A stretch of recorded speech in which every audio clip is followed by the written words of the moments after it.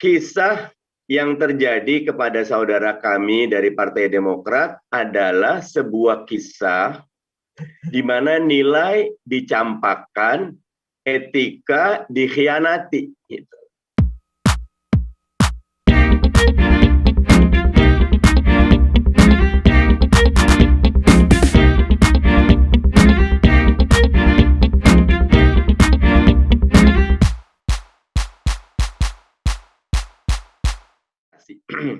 Saya izin menyampaikan pengantar 3 hal saja Bang Haldi.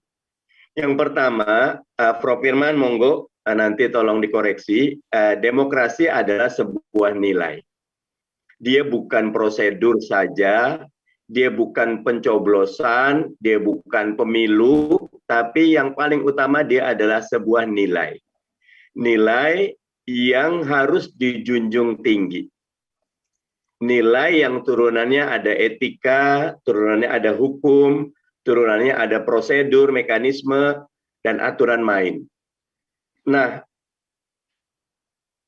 kisah yang terjadi kepada saudara kami dari Partai Demokrat adalah sebuah kisah di mana nilai dicampakkan, etika dikhianati. Gitu. Karena itu, ini satu yang harus kita ambil pelajaran bersama. Teman-teman sekalian, tanpa nilai, demokrasi akan terjebak kepada prosedural belaka.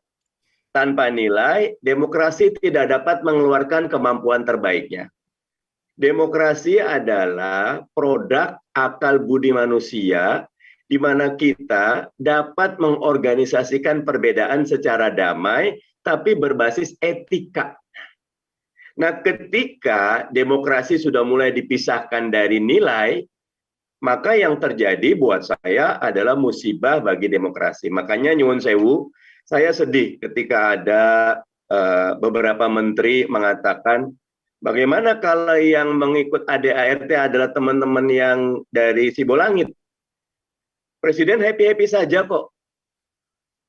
Ketika musibah dan happy-happy saja, buat saya tidak masuk ke dalam logika dan tidak masuk ke dalam ranah ini sebuah nilai.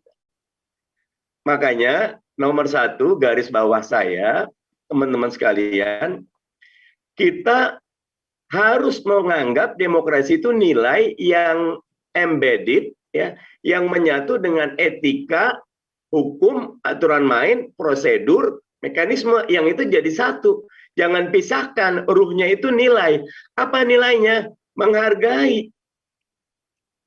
Bahwa kesepakatan bersama itu jangan pernah cederai kesepakatan bersama. Apalagi menggunakan kekuasaan. Demokrasi adalah nilai di mana kita boleh berbeda.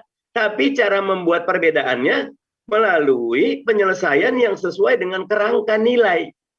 Tidak bisa kerangka di luar nilai.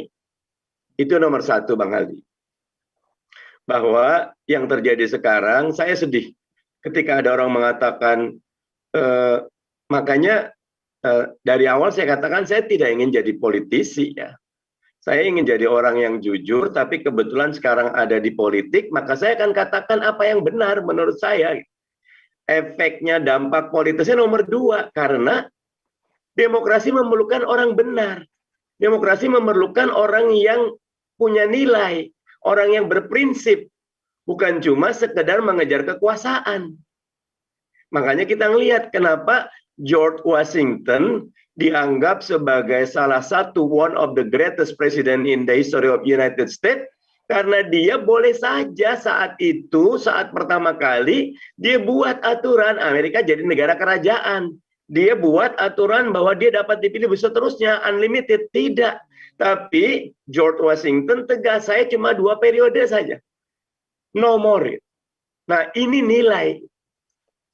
Dan nilai ini harus dipegang. Makanya termasuk saya teriak keras ketika ada yang coba-coba untuk bikin 3 periode. Karena nilainya adalah enough is enough.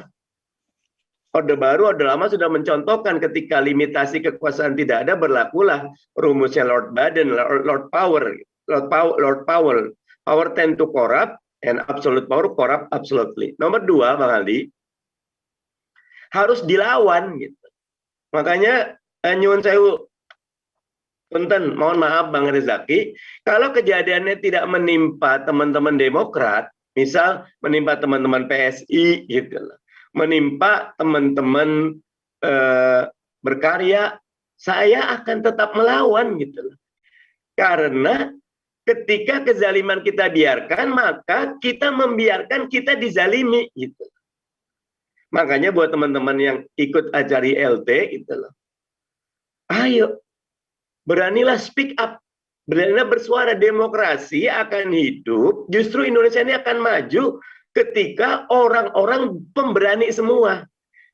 Makanya Imam Ibnu Taimiyah selalu mengatakan menjadi bodoh dan menjadi lemah sama dosanya dengan menjadi zalim. Karena yang membuat ada orang zalim karena kita lemah dan bodoh, karena kita tidak berani, makanya harus dilawan. Dan tentu perlawanannya sesuai dengan kerangka hukum yang berlaku. Saya karena di Komisi 2 selalu bicara dalam kerangka bagaimana menghidupkan demokrasi kita, menyehatkan demokrasi. Terakhir yang ketiga Bang Haldi, ini juga masukan buat kami di Komisi 2. Tahun ini pemerintah mengajukan revisi Undang-Undang Partai Politik, Prof. Firman, sebagai masuk prolegnas. Kami di Komisi 2 selalu bicara paket undang-undang politik ya. Tentu revisi Undang-Undang Pemilu dan Pilkada yang ini juga diaborsi secara tidak sehat, harusnya ini maju. Revisi Undang-Undang Parpol yang ketiga, revisi Undang-Undang Pemerintahan Daerah yang keempat, disambungkan dengan revisi Undang-Undang Desa, nanti revisi Undang-Undang MD3, terakhir revisi Undang-Undang Perimbangan Kekuatan Pusat Daerah. Nah, nanti satu paket ini yang membuat demokrasi sehat ya. Darren Acemoglu dalam Why Nation Fail mengatakan bahwa salah satu leverage, game changer dalam negara maju dan negara berkembang itu adalah demokrasi yang sehat. Dan karena itu menata demokrasi kita sama pentingnya dengan menata ekonomi kita, sama seperti pentingnya menata budaya kita.